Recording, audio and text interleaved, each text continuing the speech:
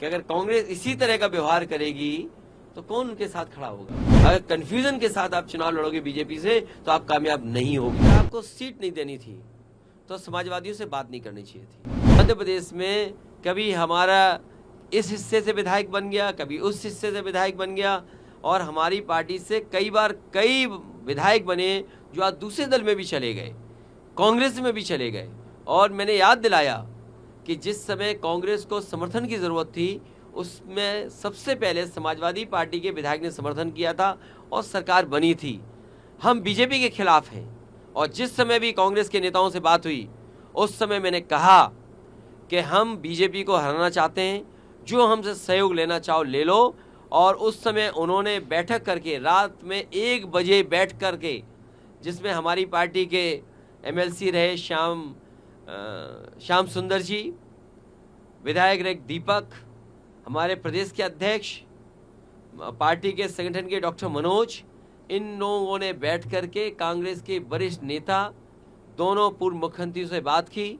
उन्होंने रात के 1 बजे जब मीटिंग खत्म हुई उन्होंने आश्वासन दिया कि 6 सीटें लगभग आपको दी जा सकती हैं, और वो खबर अखबार में भी छपी। मुझे भरोसा हो गया कि 6 नहीं कम से कम 4 दे देंगे।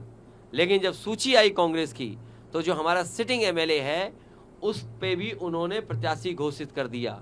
इसलिए मजबूरी में समाजवादियों को अपने जहां मजबूत क्षेत्र हैं वहां पर कार्यकर्ताओं की भावना को समझते हुए हमें लड़ाना पड़ रहा है। मैं ये भरोसा दिलाता हूं कि समाजवादी पार्टी उन्हीं सीटों पे लड़ेगी जहां पार्टी का संगठन है या संगठन उनको कहेगा हम बीजेपी को हराना चाहते हैं, उस लक्ष्य में हम लोग आगे बढ़ेंगे। देखिए, कांग्रेस पार्टी को साफ करना चाहिए था।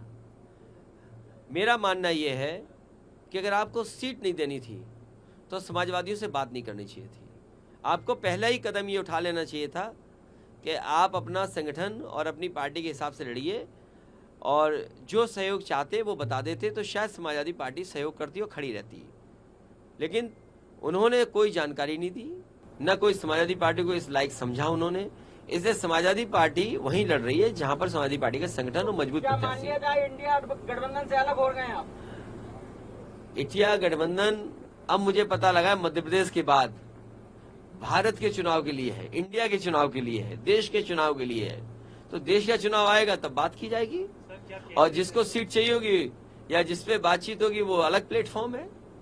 लेकिन ये सवाल ये है, क्रेडिबिलिटी का है कि अगर कांग्रेस इसी तरह का व्यवहार करेगी तो कौन उनके साथ खड़ा होगा।